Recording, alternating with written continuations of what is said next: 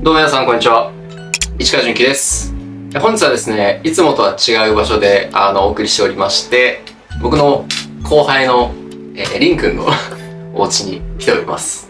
いらっしゃいませ。ありがとうございます。いつも同じ場所で撮ってると、皆さんも飽きると思うので、たまにはということで、本日の動画は約、3ヶ月ぶりかな。めちゃくちゃ久しぶりになってるんですけれども、最近の購入品を紹介していこうかなと思います。今回もね、結構面白い購入品たくさんあるかなと思いますので、ぜひ、動画期待して最後まで見ていただけたらすごく嬉しいです。ということで、本日も動画最後までよろしくお願いいたします。早速1つ目から順番に購入品紹介していくんですけれども、まず最初の購入品はこちらになります。よいしょ。すごいな。はい、ということで、こちらがですね、サンローランパリの2016年秋冬シーズンのバイカーデニムになります。それって欲しいって言ってたやつ、あれなんか見たことある。あ、なんかマジであるな。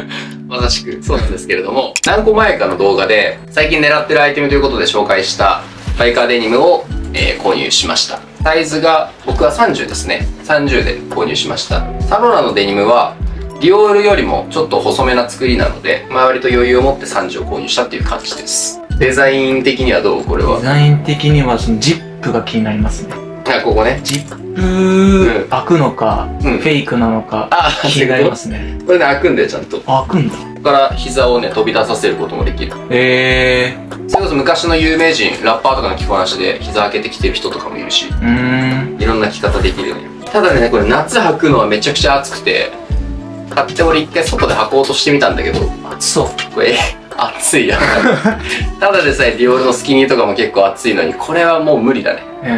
夏は無理。本当は1週間コーデでこれ使いたかったんだけど、さすがに暑すぎて。前回のですね。そう。本当はね、ディオールのコーティングのデニムのコーデでこれ使おうかなと思ってたんだけど、ちょっときつかったから、冬かな。秋冬以降に履けたらいいかなって感じだね。紹介楽しみにしてますね。ぜひぜひ、秋冬のね、動画で、ちょっともしかしたら秋の1週間コーデとかで紹介するかもって感じで。でもやっぱりね、このバイカーのデザイン、ちょっと武骨なんだけれども、形がこう、シャープで、ちょっとどこかこうモードな雰囲気もありつつ、でもなんか武骨さもありみたいな。なんかいいよね、男らしさとセクシーさといろいろ兼ね備えてて。結構これはね、合わせ方いろいろあるんじゃないかなっていうので、ここから模索していきたいアイテムだなと思っております。ということで、一つ目のアイテムはこちらのサンローランのバイカーデニムでした。続いて二つ目の購入品はこちらですね。はい。こちらです。かわいい。これもね、先ほどに引き続きサンローランパリのアイテムなんですけれども、シーズンが2018の秋冬かなの、サンローランのこのラメのね、ニットですね。秋冬のアイテムなんですけれども、先取りということで、ちょっと買ってしまいました。いいよね、これ。めっちゃサイズね、結構ピッタピタ。これすごい、動画で見るとめっちゃちっちゃく見えると思うんですけど、すっげえピタピタで着れるアイテムです。今回は結構ニットピタピタに着たくて、それこそ最近のプラダ、27SS かなのプラダが、スキニーの提案してたんだけど、それになんか、ニットとかもめっちゃピタピタで着てるみたいなノリをやってて、なんか秋冬それをちょっと視野に入れてっていうので、ピタピタのニット探してて、で、かつこのインナーでさ、キラキラしてるから、なんかレザージャケットとかの下に入れた時に重たくなりすぎないかなっていうので、結構ね、これはそういうのも視野に入れて買ったアイテムだね。レディースなんですか？いや、これメンズ。メンズなんだけど。メンズなんだ。多分コレクションでもね、結構ピタピタで着てたと思う。これは。結構ちっちゃめに着るやつですね。ジャケ似合いそうだな。これいいよ、俺めっちゃ似合う、これ。きらびやかになりますよね。結構ピカピカね。これにディオールのスキニー合わせてもいいし、スラックスとかでもいいし、ショーツとかでもいいかもね。膝上丈のショーツとか。なんかいろいろ合わせれそうなアイテムです。結構気に入ってます、これ。あと小物類かな。いろいろ買ってるんですけれども、前の、それこそ1週間コーデか。1個前の1週間コーデでも紹介してた、アンカバのリストバンドたち。これも購入しました。なんか5個セットかな。そう、5個セットだね。5個まとめてくっついてるんだけど、それをね、セットで購入しました。見える？こういう感じのやつです。これいいよね。2006年の春夏のアイテムかな。その当時の春夏2006年がティーキっていうその架空のバンドをモチーフにしたシーズンだったから、ライブとかでこうつけるようなリストバンドを多分模してデザインしてて、このフロントのデザインにこう架空のさバンドがこう書かれてるんだけど、ほんまや。すごいカラフルで、これめっちゃいいんだよね。うん。一番気に入ってんのはこの黄色ですね。差し色で使えるから。かっこいい。青とかも結構好きかも。この黒のね、これとか好き。おもちゃっぽいノリって言ったらあれだけど、あえてチープなアクセサリーをつけるっていうのがすごい今年の夏っぽいかなっていうので、結構これとかはこれとおすすめしてるアイテムかな。こういう感じでね。なんかいっぱいつけるといいっすよね。そうなんか重ね付けした時にすごい映えるかもね。なんかシルバーアクセサリーとかだとさ、重ね付けするとすごいいやらしさ出ちゃうけど、このぐらいなんかチープでおもちゃっぽかったらなんか可愛らしいよね、バランスとしては。このねゴーグルみたいなケースに入ってない公式なんですね。そう、これ公式。公式なんだ。で公式側もちょっとあえてチープにしてるんじゃない、いいよねっていうので、あとはまあこれつながりで似たようなやつで、これも買ったね。このシャネルのラバーブレスレット、これも買いました。90年代後半から2000年代初頭ぐらいだと思いますね。ぐらいのシャネルのラバーブレスレットを買いました。シャネルってなんか化粧品とかのイメージ、女の子のイメージあるんですよ。でもなんかシャネルがそれを出すのがなんかあんま想像つかないですよね。シャネルもね、実はなんかメンズちょっとやってた時期あって、調べるとなんかスニーカーとか出てくるんだけど、結構ねそれはかっこいいアイテムが多くて、こういうアクセサリーとかも多分その時期と同じタイミングで出てたんじゃないかなと思う。なんかシャネルの俺この字面がすごい好きで本当はロゴが好きなんだけどさ、あそう今画面がこうやってたけどそうもう好きだし、なんかこの字面も好きだからさ、なんかシャネルはすごい特別なんだよ。なんかブランドの中でも結構エルメスとシャネルはこれハイブランドの中でもすごい好きかも。確かに字面がね、なんか格が高いよ。確かにさっきのアンカワとかほどなんかおもちゃっぽくはないんだけど、こうやって使う感じだね。こうやってね。これもだからマジで細さがさ細いから結構重ね付け前提かもね。他にまあ何個かつけて、それこそまあ1週間コーデではねこいつらとこう重ねて使ってたけど、そういう使い方できるからすごいこれも重宝してるアイテムですね。であとはサングラスですね。こちらですね。このトム・フォードのサングラスを購入しました。なんていうんだろう、ティアドロップっていうのかな、この形は。聖金とかがねそれで出てくるのが聖金なんだ。だって俺これをさ、尺がさ TikTok に上げたらなんか聖金の写真みんな送ってきてさいやそうなんで、日本だとちょっとこれがね聖金 TV よぎっちゃうよね。世代的に聖金ですよね。まあそうだね、もうこれといえばヒカキン聖金って感じがするよね。これもなんか前の多分昔の動画でちょっと2000年代の、2000年代後半とか2010年代の雰囲気が戻ってきてる中で、こういう大きいサングラスかけたいって話してて、それで買ったアイテムですね。かけてみるとこういう感じでいいんじゃないハロー YouTube 系で。でも似合いますね。そう、俺結構気に入ってんだけどね。顔めっちゃちっちゃく見えますね。確かにこのサングラスがでかいから小顔効果はあるかもね。割と気に入ってんだよ。最近そう髪の毛切って短くなってるから前髪が重いとね聖金になっちゃうんだけど、このぐらい前髪軽い感じだったら聖金は回避できてるんじゃねっていうギリで、夏場はねやっぱサングラスとかアクセサリー系やっぱ重宝すると思うんで、これとか結構大事に使ってますね。でもなんかね昔のベッカムとかさ、ベッカムかけてたからさ、俺なんかそのノリで、俺なんかベッカムノリで買ったんだけど。ベッカム好きなんですか？ベッカム好きだよ俺。ベッカム好きなんですね。ベッカムってか俺サッカー好きだからね結構。確かに稲妻イレブンも好きだし。そう、稲妻イレブンも好きだしね。皆さん今年のワールドカップは見てましたかちゃんと。今回はね、大体朝の4時とか5時だったもんね。まだ俺はほぼ見てたんですけどね、試合。いいなぁ。何の試合がさ、一番面白かった今回のワールドカップは。マジで、カーボベルデ対アルゼンチンです。マジでリアルタイムで見てたんですよ。あれさ、見てました。いやー、すごい。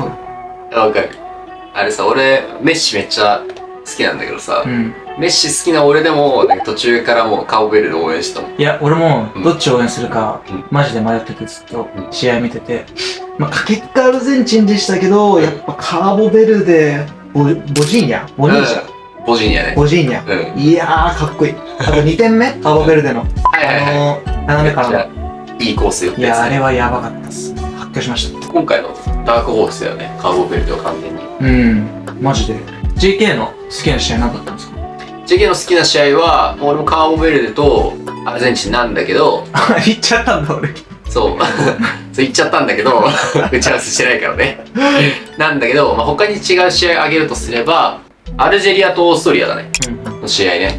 引き分けで良かったのに、どっちだっけオーストリアかなオーストリアが先入れちゃったかなんかで、うん。均衡が崩れて、そっちが入れるんだったらこっちもみたいな。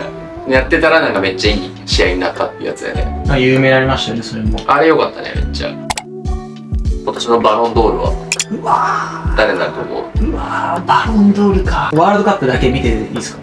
いや、まあワールドカップ以外も俺は見てないです。判断したいけど、見てない、ワールドカップしか見てないにわかが言うと、うんメッシめっちゃ決めてたしな。まあね、でもメッシね、まあアメリカだからね、リーグはマイアミだからね。その JK 的にバロンドールに選ばれる人の、うんなんかその得点なんですか？ああ、その評価基準。評価基準。得点と、あとなんか主要大会での優勝かな。それで考えると俺ハリー・ケインだと思うんだよね。おう、イングランドのそう。ハリー・ケイン。ハリー・ケイン。ハリー・ケイン今ちょっとブンデスでめっちゃ活躍してて。ハリー・ケインって何歳ですか？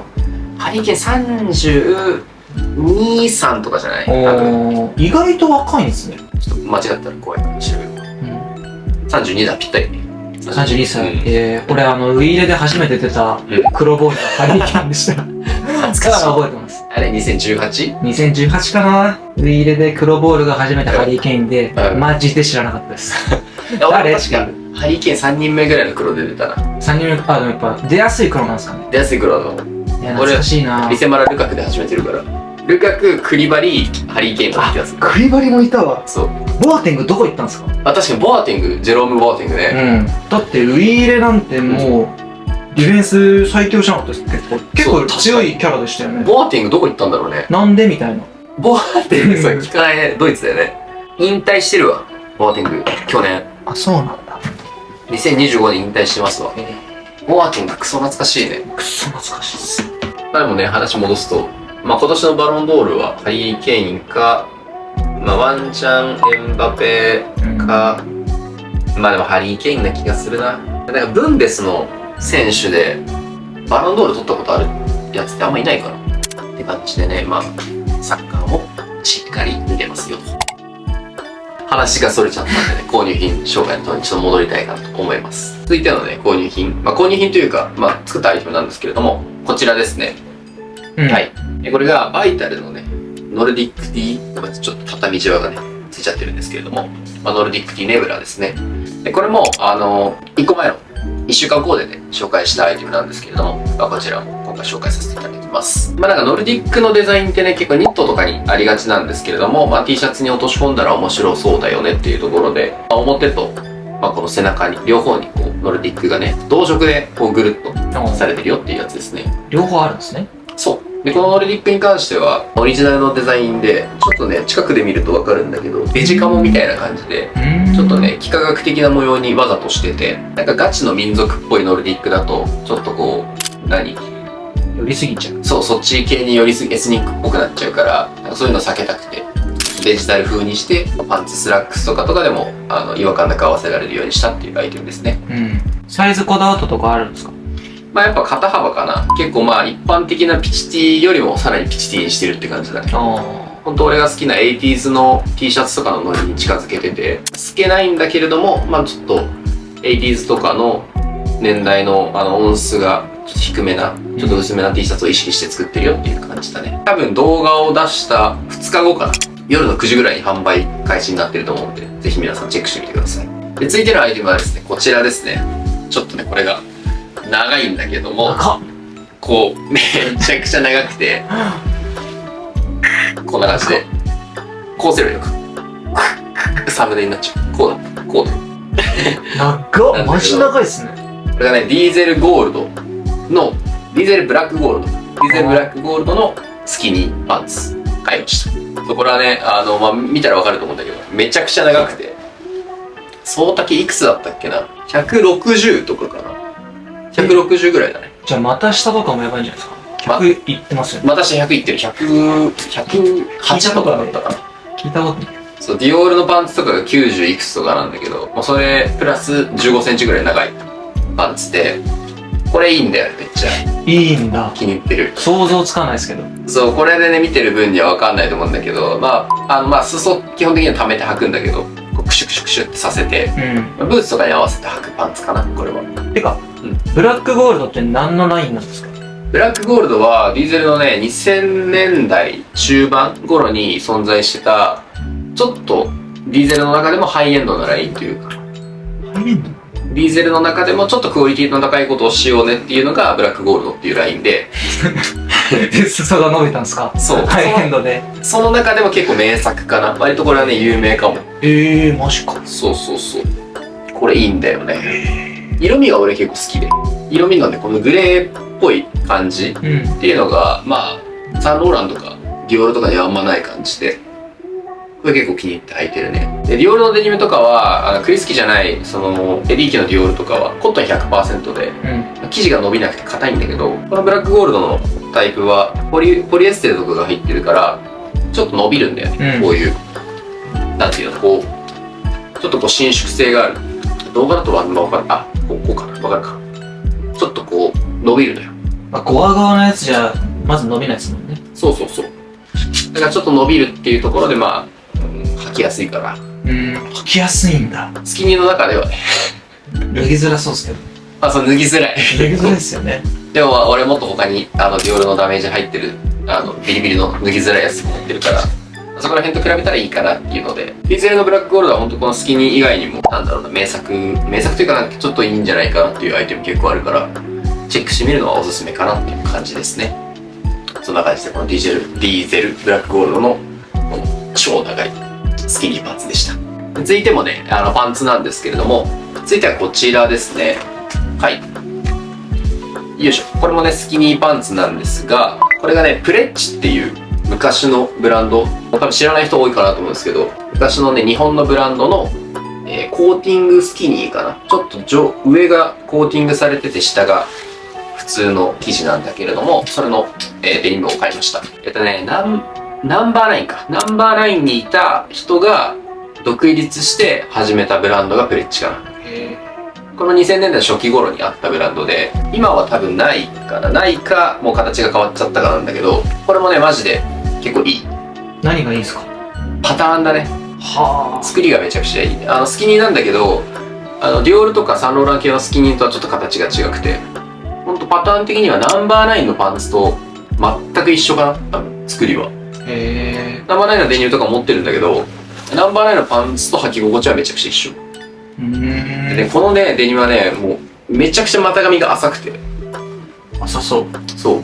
でも、すごい俺の体に合ってて、めっちゃ足長く見えるの、これ。基本的にはこれもスキニーだから腰巻きして、こう、裾溜める履き方してるんだけど、なんかディオールのパンツよりも足長く見えるから、結構気に入って履いてる、これ、最近。じゃあ後で履いていいですか？あ、いいよ、いいよ。リンク結構体ぴったりだと思う、これ。気になる気になる。そう。このね、なんか俺的には、ここの渡りの部分の作りが結構綺麗だなと思ってて、はいはい。スキニーってさ、ここがダボつくとなんか一気に不格好になるんだけど、このなんかプレッチのデニムは、なんかここがね、すごい削ぎ落とされてるから、なんか太ももがすげえ細く見えて、結構見た目いいんだよね、これは。まあデニム以外にも、まあジャケット類かな、が出てるんだけど、ジャケットとかは結構ちっちゃめ。まあ T シャツとかだったら肩40ないぐらいでも着れるんだけど、ジャケットで肩幅38とかあって、それこそケイバイが持ってたんだけど、昔。ケイバイでも入んないみたいな。ケイバイさん細いですよね。そう、ケイバイ、まあでもケイバイちょっと肩幅あるからあれだけど、ケイバイで入んなかったら俺も入んないから、基準がそう。ジャケットとかは難しいんだけど、まあ、パンツとかはめちゃくちゃいいっていうので、結構プレッチとかも割と集めてるアイテムかなっていう感じですね。で、続いてはですね、こちらですね。はい。この柄のシャツですね。で、これがシュプリームのシャツですね。2016年の秋冬、まあ、ちょうどだから10年前か、10年前のアイテムなんですけれども、のシャツを買いました。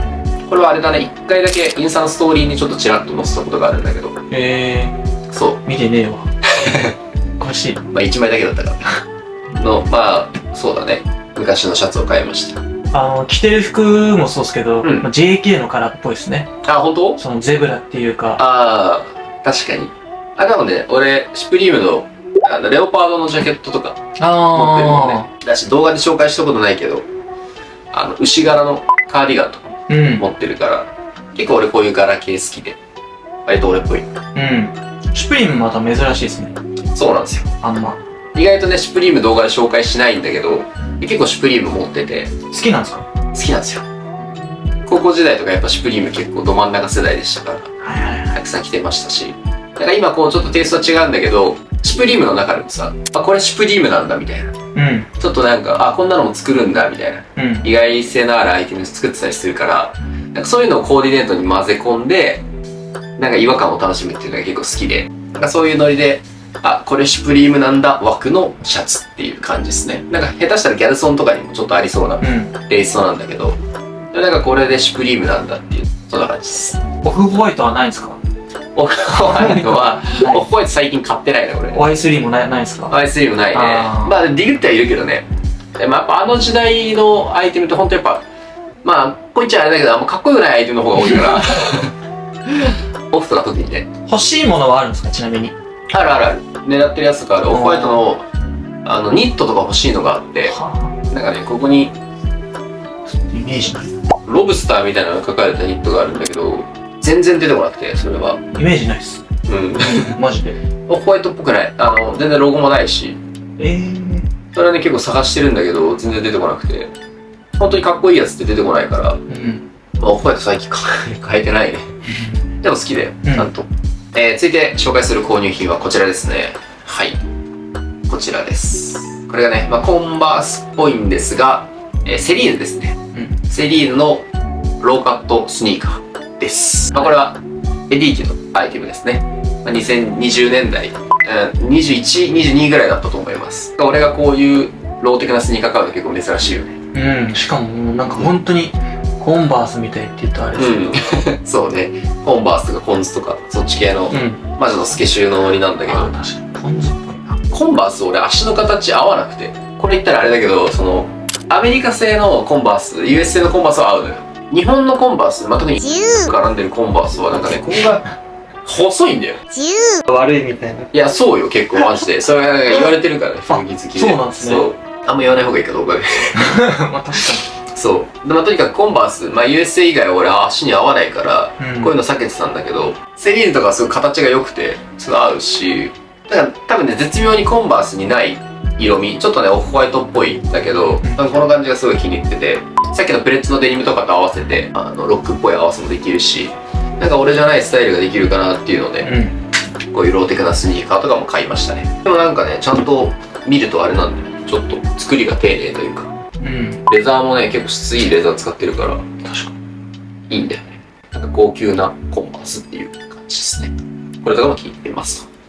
突然こんにちは。動画の途中ですが、僕からお知らせがあります。この度、YouTube メンバーシップを始めました。月額は1000円からになっております。普段のランチ1回分、メルカリの値下げ交渉1回分、と考えていただければ、わかりやすいかなと思います。YouTube アプリ上から入っていただくと1000円なんですけれども、ブラウザから入っていただけると、800円ちょっとで入れるという、プランになっております。動画は何をするのかと言いますと、メンバーシップではですね、限定動画をはじめとした皆さん一人一人に対しての質問回答だったりとか、よりクローズドな動画作りをしていこうかなと考えております。メンバーシップ限定のですね、メールアドレスっていうのを作りまして、メンバーシップ入っていただくとメールアドレス確認できるんですけれども、そちらにですね、コーディネートの悩み相談だったりとか、あとはファッションに関する質問だったり、そういうのを投げていただければ、僕がそのメンバーシップの動画内で回答するという感じになっております。詳しい詳細については、メンバーシップの動画もうすでに上げておりますので、そちらの1本目を見ていただければわかるかなと思います。メンバーシップに入っていただかなくても、普段の動画もちろん引き続き見ていただくことは可能です。ただ、普段の動画で物足りない方、もっと動画が見たいよという方は、メンバーシップに入っていただければ、さらに動画が見れるようになりますので、何かね、気になる方はぜひチェックしてみてください。僕のチャンネルのホーム、もしくは動画の概要欄の方にリンク貼っておりますので、ぜひそちらからチェックしてみてください。ということで以上、市川純喜からのお知らせでした。引き続き動画本編をお楽しみください。続きましての購入品は、先ほどに続いて靴なんですけれども、こちらですね。はい。すげえ、動画で見るとめっちゃ赤い。赤いな。これがナイキのエアジョーダン21、21ですね。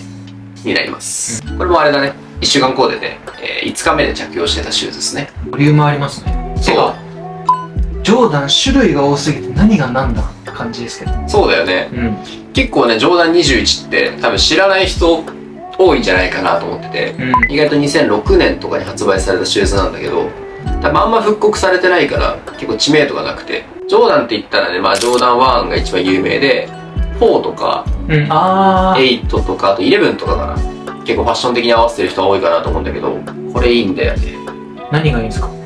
形かな、形。うあとボリュームの出方。スウェード？そう、スウェードだね。アッパーの素材がスウェードなんだけど、ちょっと暗めな赤なんだよね。うん。なんかそれが結構好きで、なんか赤もさ、いろいろあるじゃん。こうパキッとした赤とかある。でもなんかこれはちょっと暗めな、黒が混ざってるっぽい赤で、うん。なんか合わせやすい、すごく。ファッションに。で、なんか僕、バッシュとかスニーカーに関しては結構デカ履きすることが多くて、僕のマイサイは27、まあだから42とか、USA と9、9が正確なサイズなんですけれども、今回ね、これに関してはね、28.5 かな。でかそっ。でかっ。う。でかいんだよね。うん 1.5 センチぐらい持ってるんだけど、でもね、全然ブカブカじゃない。うん。なんか、1.5 センチもしくは2センチぐらいプラスにやった方が、この靴のボリュームが出るからうん、バランスが取りやすくて、まあ靴によってなんだけど、うん。ちょっとちっちゃく見える時があるから、まあそれを防ぐためにちょっとデカ履きしてるって感じなんだけど、これ 28.5 ぐらいで履いてて、でも気に入ってるね。まあスキニーにも相性いいし、まあバスパンにも、まあバスケシューズだからね、合うことで、履いてるね、これはね。あ、バスパン合いそうだな。黒とかね、すごいかっこいいと思う。これは。今構成色が黒と赤とシルバーだけだからね、すごいシンプルなんだけど、うん。これめっちゃいいよ。なんだろうね、なんか作りがめっちゃかっこいいんだよな、これ。シンプルかっこいいかも。うん。これ生地が好きです。なんか上品っていうか。ね、高級感あるよね、これね。うん。あんまスニーカーっていうか、うん。ブーツっぽく見えますね。うん。確かに。なんかちょうど中間かもね。うん。これいいんだよ。うん。で続きましての購入金がこちらですね。はい。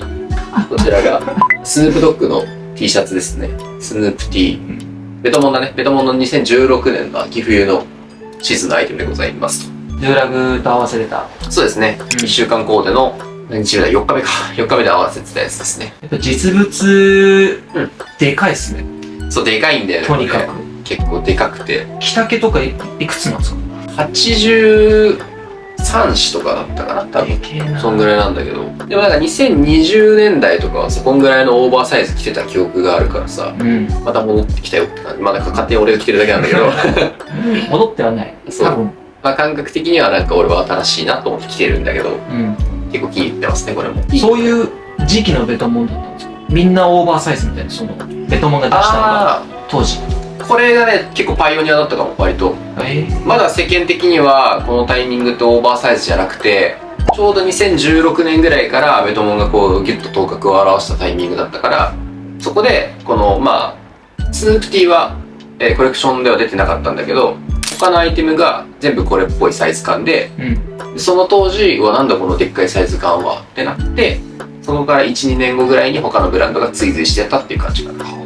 だからまあ火付け役だね、ほんと。ビッグ T、ビッグオーバーサイズの超でかいっすね、それ。そう、これいいんだよ。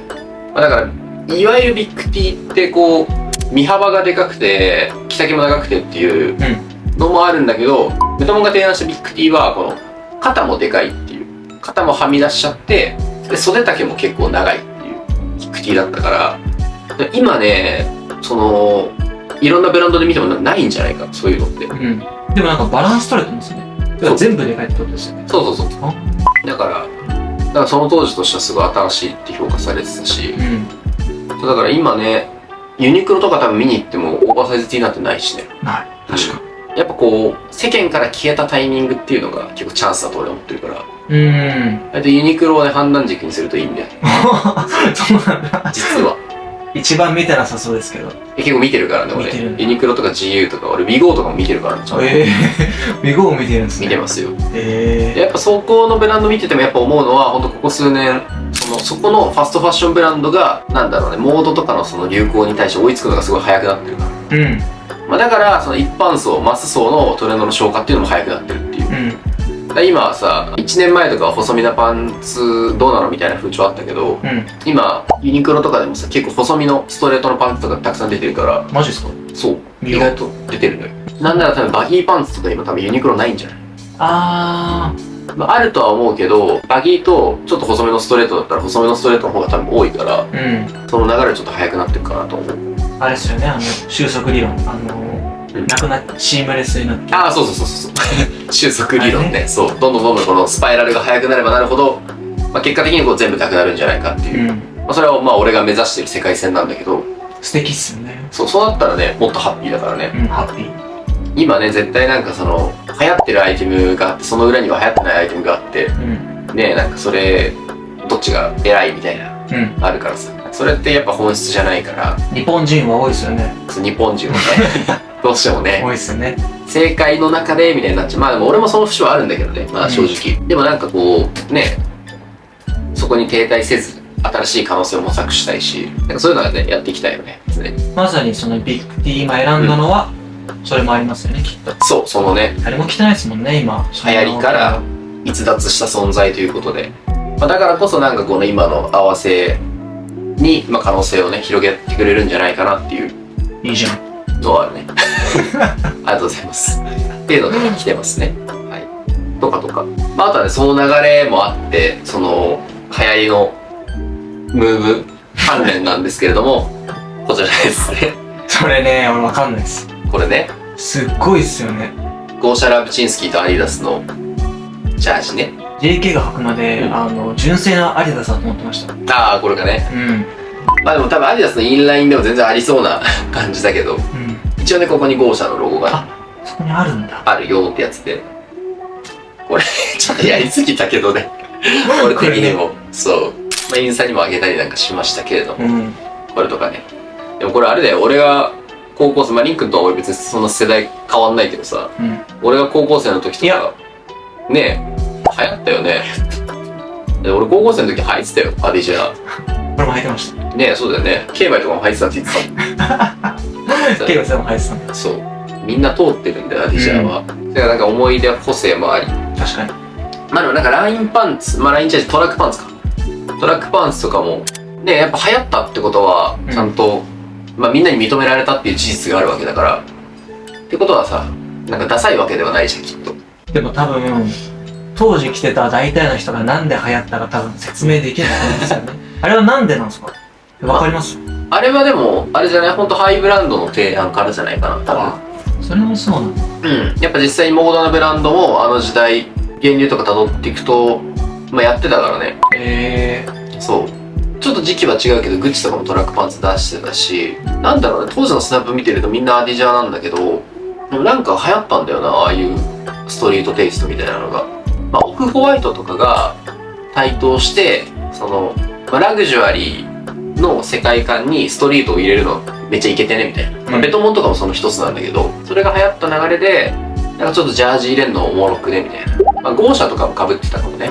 ゴーシャがさ、ロシアのブランドなんだけど、そのロシアって結構このアディダスみんな好きだから、ヤンキー着てるイメージあります。そう、ロシアマジで。ゴーシャとかマジでそのロシアのヤンキーとかをさ、結構リファレンスにしてたりするから、その流れで多分アディジャーがめっちゃ加速して、じゃあインラインでもいいよねっていうので履いてる人が多かったのかな。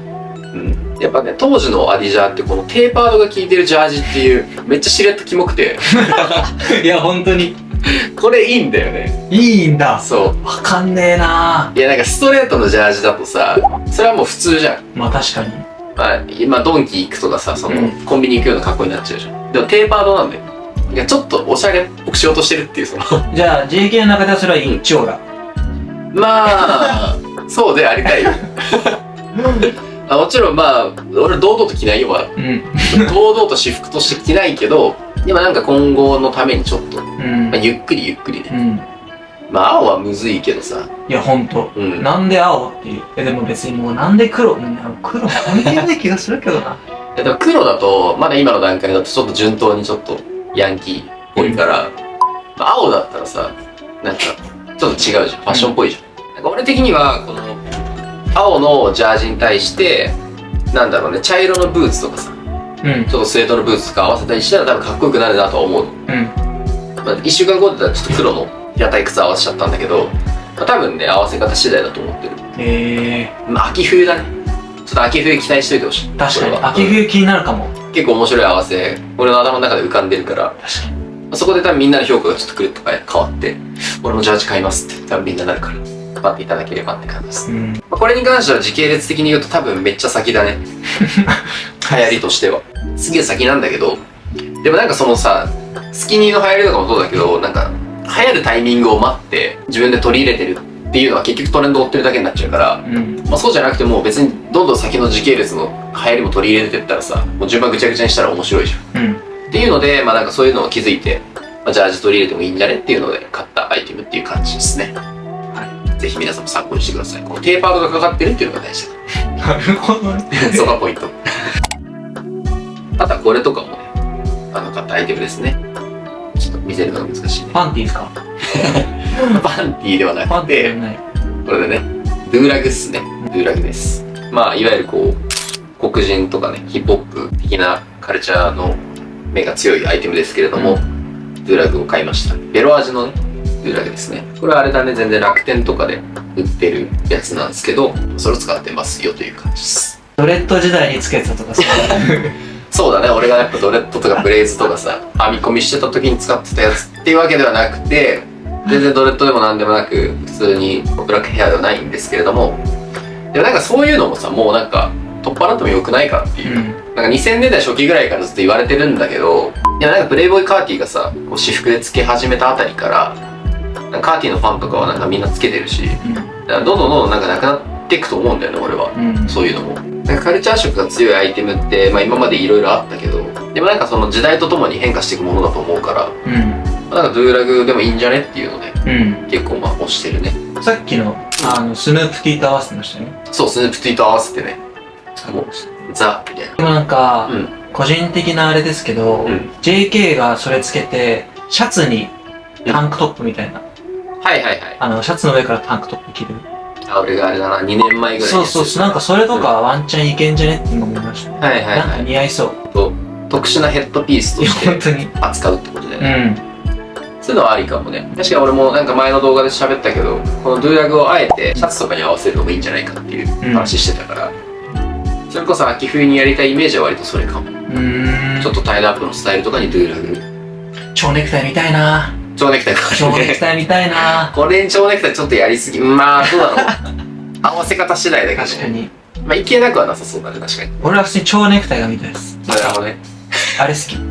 蝶ネクタイ。リールで上げてるけどね。そうそう、蝶ネクタイの合わせが好きだな。あれいいよね。あれいい。確かに。蝶ネクタイの合わせもちょっと検討してみますと。っていう感じでね。あざっす。ドゥーラグでした。ラス2だね。続いてのアイテムはこちらですね。はい。見えるか。これが、ディオロームのロングベルトですね。ダブルベルトになります。二重で巻くタイプベルトですね。2007年の、秋冬かな、ナビゲート機のアイテムになりますね。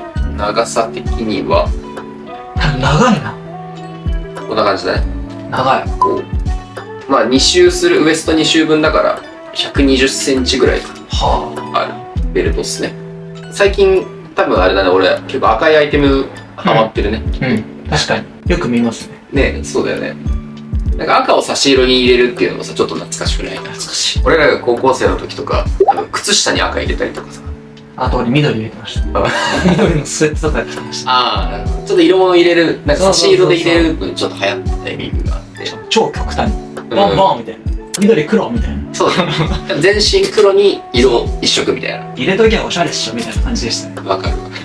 なんかそういうのもあり、まあ、多分この2007年当時はそんな流れじゃなかったと思うんだけど、でもなんか今の2010年代のノリ的に差し色入れるのがすごい気分で、こういう赤のアイテムとかをポイントで使いたいなっていう感じですね。さっきのジョーダンみたいななんか上品な赤ですね。そうだね。パキってる。ちょっと暗めの赤なんでね、ちょっと黒が混ざってるような。こんぐらいだったらちょっとおしゃれっぽく見えるかなっていうので、これは結構気に入ってますね。まあ普通に腰に巻いて使い方もしてるし、足にこうぐるぐるに巻いてボンテージっぽく使う巻き方もしてますと。あれかっこいいですね。あれいいよね。あれ好き。そう動きにくいんだけどね。言っちゃうと動きにくいは動きにくいんだけど、でもなんか太ももでポイントつけるのって結構新しいかなと思ってて、あれ割と発明だったね、自分の中で。って感じで、これがディオールオムのベルトでした。次が最後の購入品紹介になります。最後に紹介する購入品はこちらですね。はい。グッチ。そう。こちらがグッチのバックパックになります。これもあれだね、1週間コーデ、最終日に紹介してたコーデだったりとか、まあ、あとはリールとかでもあるから紹介してたアイテムなんですけれども、このモノグラムのロゴのアイテムでございます。これはあれだね、本当まあ、今現行のグッチとかで、まあ、トム・フォードの時代のグッチが結構サンプリングとして上がってたので、まあ、その中でサンプリング元いろいろ見てる中で、まあ、このデザインがすごいいいんじゃないかってことで買ったアイテムです。まあ多分モノグラムロゴで、まあ、ちょっとグッチグッチはしてるんだけど、でもなんかこのシェリーラインの感じとかすごいいいかなと思ってて、まあ、やりすぎの中でもなんだろう、ちょっといいやりすぎ感というかリュックだからみたないなのかな、多分。なんか嫌みったらしくないよね、ちょっと。うん。まあでもなんかブランドものですせって感じはあるけど、コーディネートの合わせ方次第で、あえてこうハイプのアイテム着てますよみたいな、そういうちょっとフレックスノリでグッチ合わせるのもいいし、まあ普通に上品に合わせるのもいいし、なんか両方いける感じかな。なんか下品じゃないかな、見た目的に。結構ね、俺このシェリーラインがすごく好きで、このグッチのアイコニック的なね、シェリーライン系のアイテム結構探してるんだけど、こういうバックパックとかはそれちょうどいいかなと思ってますね。あとはリュックはたくさん物が入りますよね。そうだね、便利だからね、やっぱり。夏とかいいよね。だからまあ俺、やっぱチャリとか結構こぐから、普通に両手開くとめっちゃ便利っていうのはあるね。あとまあキャップとかもか。このシェリーラインのキャップとかも持ってますけど、最近このグッチのシェリーラインに結構惹かれますね、割と。前までやらしいイメージありましたけど、グッチに。やっぱりグッチかっこいいなって思うこと増えてきましたね。なんでなんでしょう。なんでだろうね。なんでなんだろうな。前よりあれじゃない？ブランド名が出てないんじゃない？まあこれ昔のアイテムだけどさ、そのいやらしいグッチってさ、この GG ロゴの下にさ、グッチって書いてあるじゃん。あれが多分ちょっとトゥーマッチなんだよね、きっと。これはもうロゴだけでグッチ、まあシェリーラインもそうだけど、このアイコンの何かだけでグッチって分からせるデザインだから、それぐらいがやっぱちょうどいいのかもしれない。もしかしたら。デムラもなんかここにあるですよね。シェリーラインあるやつ。出してる。多分デムナが結構このシェリーラインにフォーカスしてて、ここを生かしたデザインとかをやってるイメージはあるかな。ただ今の現状のグッチはどうしてもこうトム・フォードの焼き増しというか、トム・フォードのサンプリングでしかないから、そこはちょっと苦しいかなと思う、正直。まあ、結局その、まあ、見たことがあるものなんですね。バレンシアガ時代ではなんか、まあ、見たことあるものももちろんやってたんだけど、でもなんか新しいものの方が多かった。そのデムナ発で、まあ、ヴィンテージ T をサンプリングしたりとかっていう、ちょっと面白みがあったんだけど、デムナグッチの場合はそのグッチをサンプリング元にしちゃってるから、なんかね、その結果が見えてるというか、ちょっと透けてる感じがあって、そこが多分あれなんだろうね、あんまり盛り上がらない理由なのかなとは思う。でも多分あれはデムナ側の意見じゃなくて、グッチ側の意見なんだと思う。そうしてくださいみたいな。あるんだよ、ハイブランドならでは。そういうのがあると思うから。歴史長いとか関係ないんですか？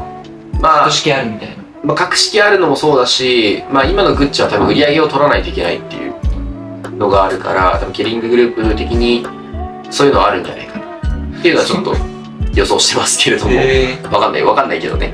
でもなんか俺はそうなんじゃないかなとは思ってるからね。だからなんかあんまり好き勝手できないんだろうなっていうので、多分デムナもちょっとむずがゆいと思う、ちょっと。まあそう、ほんとこれに似てるデザインのバッグがあって。あ、そうなんだ。そう。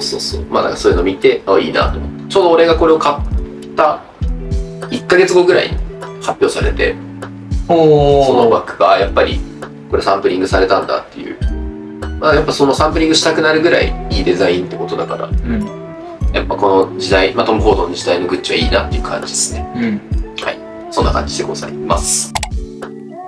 はい、ということで、以上ですね。約何点紹介したんだろう。めっちゃ。20点弱紹介させていただきました。まあね、何が良かったかとか、また皆さんの、最近購入したアイテムとか、コメントでぜひ共有していただけたらすごく嬉しいなと思います。リン君的には何が一番良かった？まあ、ジョーダンですね。ジョーダンのイメージが良くなりました。これね。確かに。これ本当多分知らない人多いと思う、マジで。ね、実は隠れた名作ということで。俺もこれめっちゃ気に入ってるね。まあ俺は、まあこのジョーダンももちろん好きなんだけど、あれかな、セリーヌの靴靴かな。うん。セリーのスニーカーが結構気に入ってて、なんか今まで履いてないタイプの靴だったから、あ、意外と俺こっち系もいけるじゃんっていうのをね、結構履いてるかも。合わせが想像つかない。結構シンプルじゃないですか。だからなんか合わせが想像つくけどつかないはいので、それがちょっと楽しみですね。どういうあれになるか。自分のね、やっぱ頭の中で想像できないアイテムってすごい楽しいしワクワクするから、うん。これ買ってよかったなと思ってて。じゃあ次のなんか1週間コーデかなんかで合わせの紹介。確かに。楽しみです。次のね、1週間コーデとか、もしかしたらリールとかで紹介するかもしれないんで、ぜひ皆さん楽しみにしててください。楽しみやな。はい。ということで、本日の動画はですね、僕が最近購入したアイテムを一挙まとめて紹介という動画でした。本日の動画最後までご視聴いただきありがとうございました。また次回の動画でお会いしましょう。それでは。